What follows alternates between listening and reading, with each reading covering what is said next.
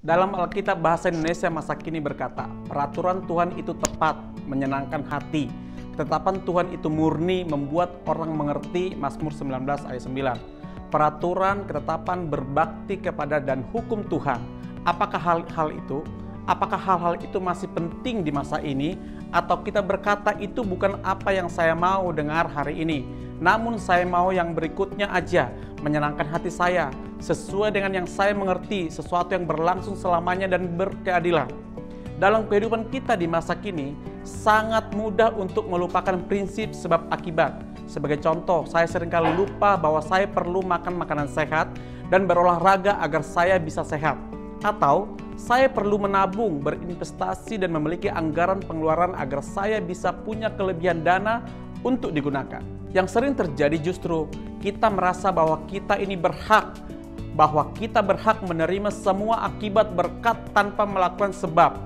Mari saya beritahu bahwa itu tidak mungkin tanpa kita sadari prinsip sebab akibat yang nyata bekerja. Memang ada kenyataan lain yang perlu kita sadari.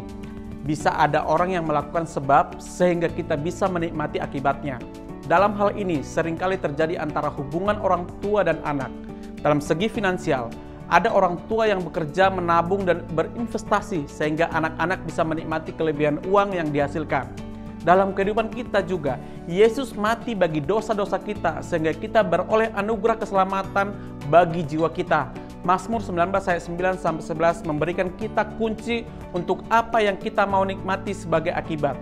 Kamu mau hati yang senang, sesuatu yang kamu mengerti, sesuatu yang berlangsung selamanya, dan keadilan bagi hidupmu, maka kamu perlu mengenal titah-titah Tuhan, perintahnya, takut akannya, dan hukum-hukumnya. Hal-hal itu akan menghasilkan akibat yang kamu mau menikmati sebagai seorang manusia.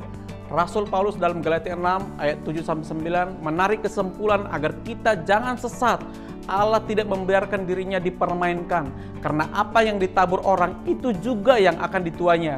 Raja Daud yang menuliskan Mazmur ini meringkaskan demikian, bahwa saat kita mengenal titah-titah dan kebenaran Tuhan, kita akan menemukan akibat yang sama berharganya seperti emas murni dan madu asli. Kamu dapat memilih lebih baik hari ini. Nikmati kehidupan dengan akibat yang terbaik sebagai hasil dari kamu melakukan sebab yang benar. Maka mulai saat ini lakukan sesuatu yang bermanfaat dengan tulus hati, sehingga setiap perbuatan kita terpancar dari hati yang sungguh-sungguh, perbuatan yang dilakukan dengan sungguh-sungguh tanpa motivasi yang jelek, berdampak baik bagi diri sendiri dan orang lain. Segala perbuatan baik kita terpancar dari kehidupan kita. Orang bisa menilai tanpa harus mengumbar supaya diketahui orang lain. Tuhan Yesus memberkati.